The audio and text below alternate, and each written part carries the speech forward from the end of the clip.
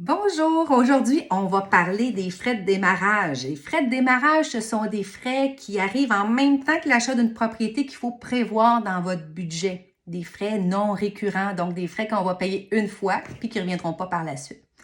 Alors, frais de démarrage numéro 1, quand on passe par la SCHL ou Sagent, les assureurs hypothécaires, on doit payer une taxe sur la prime d'assurance.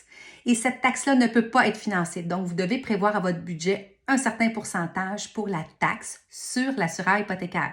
Évidemment, si vous êtes en prêt conventionnel, cette taxe ne s'applique pas. Ensuite de ça, frais d'inspection. Très, très variable au niveau des frais d'inspection. Là, ça peut jouer entre 400 $, j'ai déjà vu 1200 $.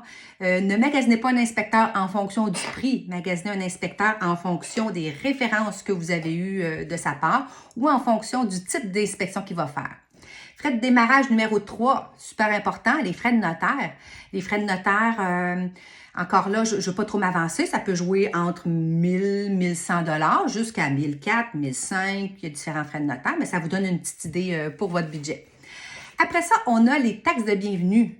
Taxe de bienvenue qui est connue sous le nom de droit de mutation. Alors, dès qu'on achète un terrain, un chalet, une propriété dans une municipalité, quelques semaines après l'achat, on va recevoir un compte de taxe qui est le droit de mutation, qui représente en fait une taxe qu'on paye une seule fois parce qu'on acquérit une propriété sur le territoire de la municipalité.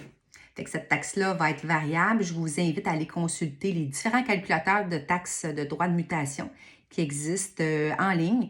Fait que vous rentrez à la municipalité, le montant d'achat, puis ça va pouvoir vous dire combien va coûter votre taxe de bienvenue. Après ça, on a tout ce qui est frais de déménagement. Vous les connaissez, les camions, la pizza et tout le reste, des bras pour faire votre déménagement. On a aussi des frais d'évaluation qui peuvent s'appliquer dans certains dossiers. Sans rentrer trop dans les détails, des frais d'évaluation, c'est lorsqu'on a besoin de valider la valeur marchande de la propriété que vous achetez. Fait que selon si on passe par la SCHL ou si vous mettez le 20 % de mise de fonds, les frais d'évaluation pourraient être variables.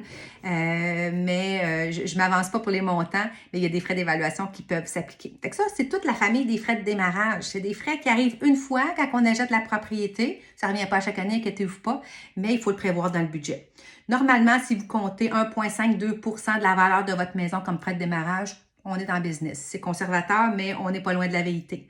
Alors voilà, c'était un petit topo des frais de démarrage. S'il y a d'autres questions, n'hésitez pas à me contacter. Caroline Lemire, votre représentante hypothécaire des Jardins. Bonne journée.